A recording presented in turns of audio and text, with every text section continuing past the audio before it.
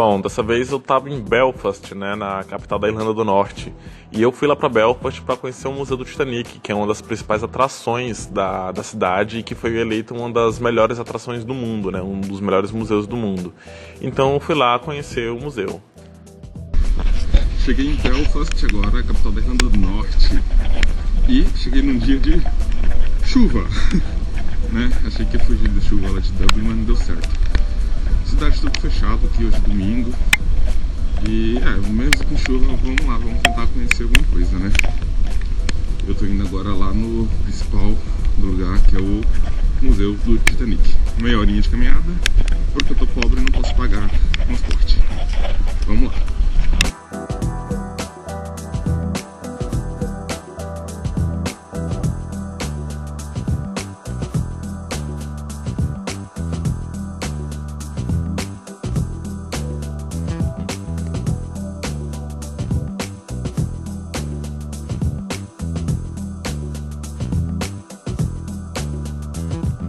Eu peguei um ônibus bem cedinho de Dublin, na Irlanda, então demorou mais ou menos umas 2 horas de ônibus até Belfast. O ônibus me deixou bem no centro da cidade, então eu aproveitei para dar uma volta pela cidade antes de ir para o museu, né? Mas a impressão que eu tive de Belfast é de uma cidade muito triste. Eu já estive lá uma outra vez, então essa era a segunda vez que eu estava indo para lá, e eu tive a mesma impressão de uma cidade triste, de uma cidade fria, não sei porquê, não sei se era por causa do clima, eu não sei se é por causa dos problemas sociais e políticos que eles enfrentam, né? Não sei se vocês sabem, mas Belfast é dividida em dois, um lado só de católicos e um lado só de protestantes. Então tem um clima meio pesado na cidade, né? O centro da cidade é o único lugar onde católicos e protestantes circulam ao mesmo tempo, né? Fora do centro eles são totalmente divididos. Então eu senti esse clima pesado em Belfast, mas mesmo assim eu fui lá explorar um pouco mais.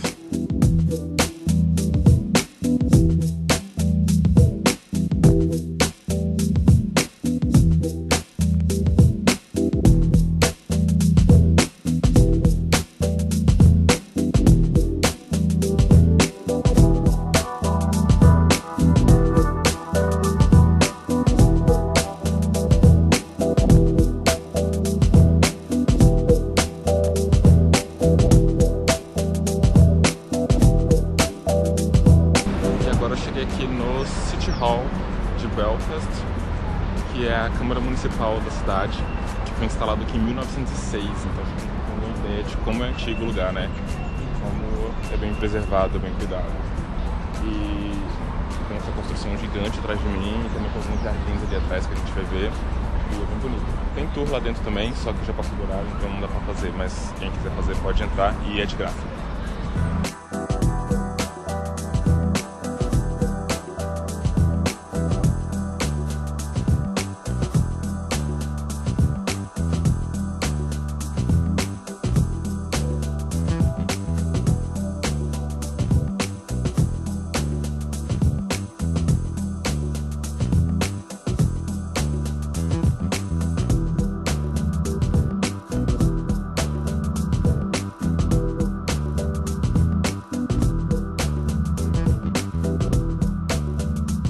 Bom, agora eu tô saindo um pouquinho do centro da cidade, indo um pouquinho mais pra dentro, nas áreas residenciais.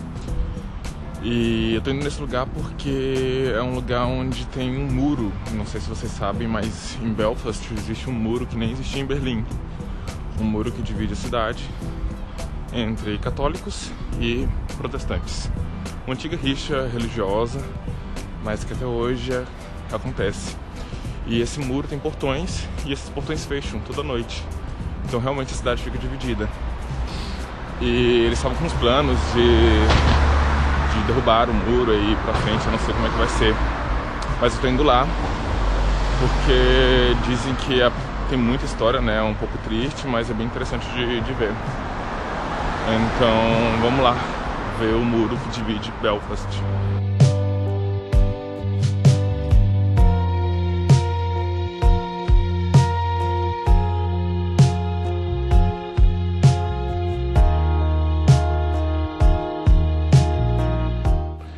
E eu fui lá ver os muros de Belfast, né, e saber um pouquinho da história.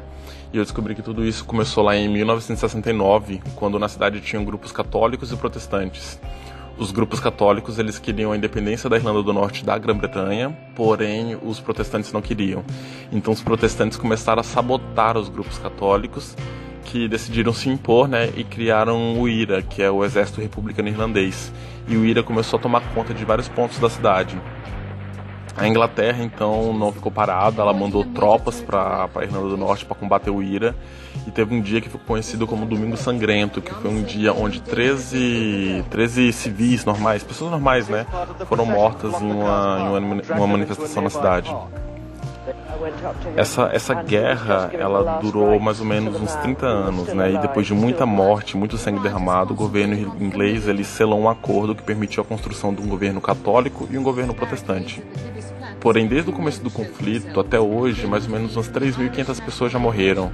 O muro foi construído e dividiu a cidade, e eles não se misturam de forma alguma, a não ser no centro da cidade, né?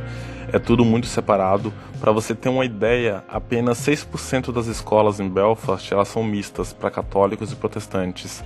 As outras 94% são destinadas ou só para católicos ou só para protestantes. E eu cheguei aqui agora no muro e é muito estranho porque o portão já está fechado. Eu achei que fechava só à noite, mas agora são 5 e pouco da tarde e já está fechado. E tipo, é um clima muito estranho aqui, não sei. Realmente um muro gigante e ele é todo grafitado com mensagens de paz.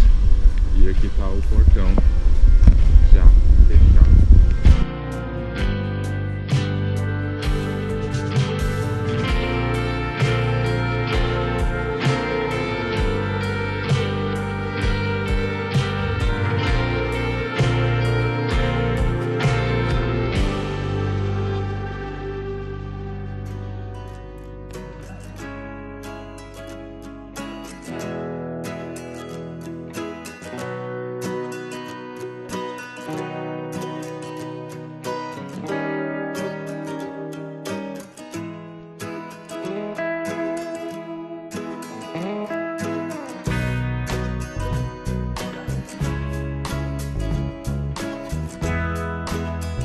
E eu cheguei ali no Museu do Titanic, e bem na frente do museu já tem coisa pra ver. Lá na frente do museu tem um barco, um navio, chamado SS Nomadic.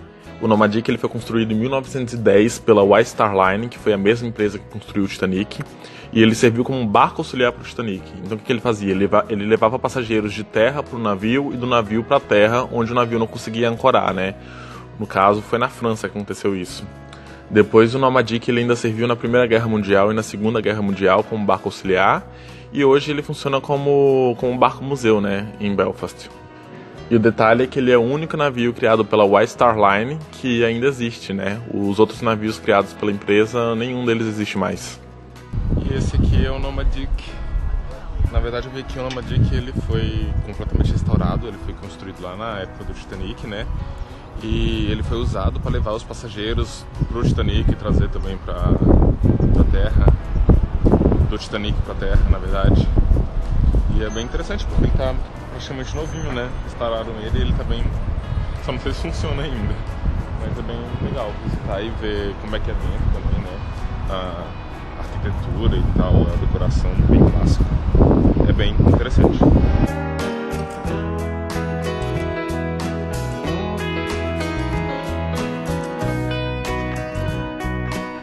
Já atrás do museu a gente encontra o lugar onde o Titanic foi construído, né? É uma área bem grande que tem atrás do museu. Ainda tem umas pilastras de ferro gigantes que serviam para suportar o navio, né? Ali foram construídos o Titanic e o Olympic, que era um navio irmão do Titanic. Então você pode ter noção da dimensão do navio, né? Tem um risco no chão que mostra o tamanho, então é bem legal. E agora eu tô indo num lugar aqui onde ele foi a rampa que...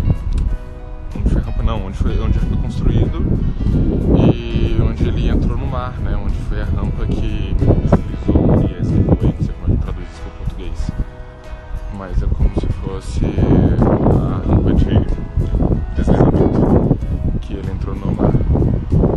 E aqui ainda tem as pilastras, né? Que suportavam o navio. Olha só. você tem uma noção da dimensão do navio, porque no chão tem um risco, uma linha que mostra as dimensões do navio.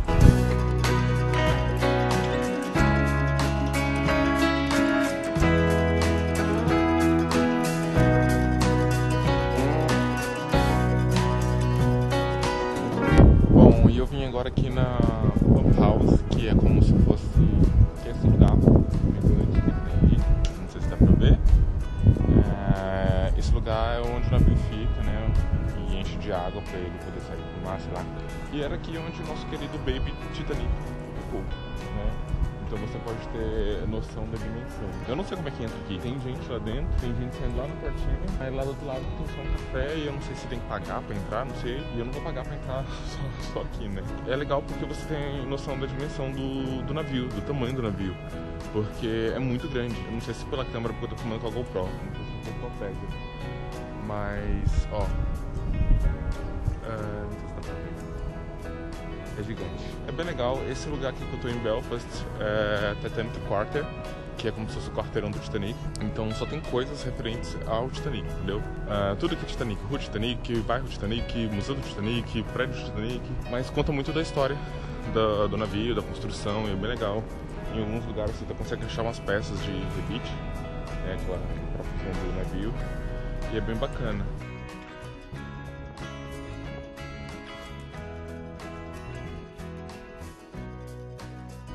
Então eu fui conhecer o museu. O lado de fora do museu já era bem bonito, né? Tem uma arquitetura bem diferente. O lado de fora dele é revestido por mais de 3.000 folhas de alumínio, que elas são colocadas de forma irregulares para lembrar as ondas do mar, né? Ele é dividido em 9 galerias, tem 6 andares e suporta mais de 3.500 pessoas, o mesmo número de pessoas que o Titanic suportava. E o detalhe é que a forma do museu faz lembrar a proa do navio, né? Inclusive tem a mesma altura, as mesmas dimensões da proa do Titanic. Todas as 9 galerias do museu contam uma parte da história do navio. Então você começa ali na primeira galeria, que fala um pouquinho da segunda revolução industrial e de como o Titanic era um símbolo para essa época, né? Porque era considerado uma maravilha tecnológica por ser o maior navio do mundo e ter usado novas fontes de energia para a época, né? A segunda galeria ela conta mais um pouquinho da história da construção do navio. Então lá a gente pode encontrar, né, umas fotos bem interessantes para a época. O Titanic ele começou a ser construído em 1909 no estaleiro de Hallan Wharf, em Belfast, na Irlanda do Norte. E só em 1911 o casco dele ficou pronto. O navio ele era um plano muito ousado para a época, né, porque ele possuía 270 metros de extensão, tinha mais de 3 milhões de rebites. O casco dele possuía 2.000 placas de aço e cada placa tinha mais ou menos uns 2 metros com 4 centímetros de espessura. O navio ainda possuía 3 hélices de bronze, as laterais mediam mais ou menos uns 7 metros de diâmetro e pesavam em torno de 38 toneladas, e a hélice do meio tinha 5 metros de diâmetro e pesava 22 toneladas. O navio tinha um total de 4 chaminés, só que só 3 delas funcionavam, né? A quarta chaminé era uma chaminé falsa e que servia só para dar mais imponência para o navio. Ao todo, o navio tinha mais ou menos umas 46.000 toneladas, né? Era a maior coisa que se movimentava, que foi criada pelo homem na época. E andando um pouco mais, a gente tinha mais ou menos um modelo de como eram as cabines, né? Essa daí era a cabine da primeira classe, era uma cabine bem luxuosa, bem espaçosa, a gente tinha uma noção. Depois tinha a cabine da segunda classe, que tinha ali 2 camas, uma torneirinha, um banheirinho, então era a cabine mais ou menos, né? E a cabine da terceira classe, que era uma cabine totalmente minúscula, cabiam 2 pessoas e mal cabia um em pé.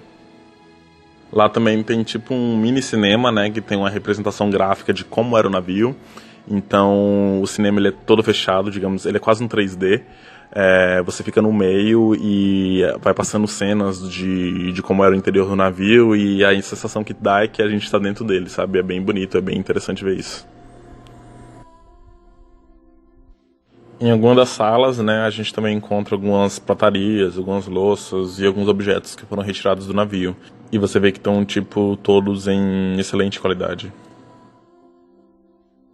Depois de passar por outras galerias, a gente chega na que fala um pouquinho do naufrágio do Titanic. Ela é bem legal porque ela é toda escura e todas as paredes dela são com as mensagens, né, que o navio trocou com outros navios na época, no dia do naufrágio. E o som que tem na sala é o som de código Morse, que o navio enviava para outros navios. Então é bem intenso você ficar escutando aquilo toda hora.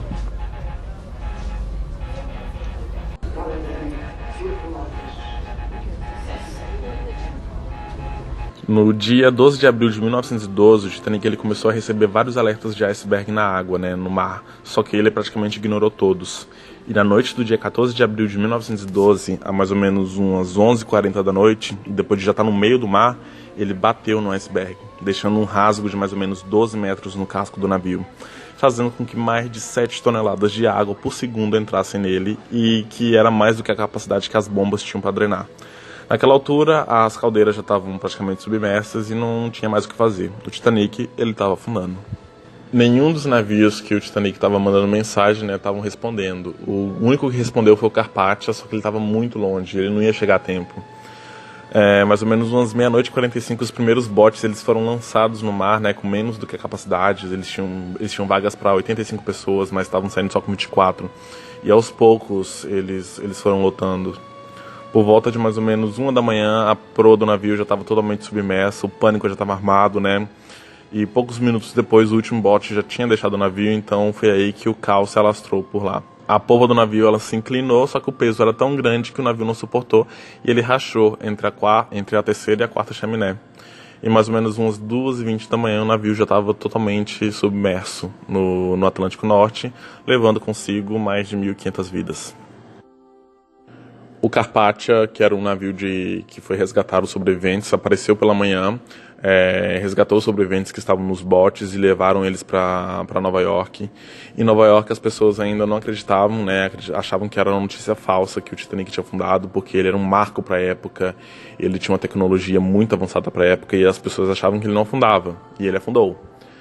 Semanas depois, foi aberto um inquérito nos Estados Unidos e no Reino Unido para saber se houve negligência, se houve resgate adequado do Titanic, né?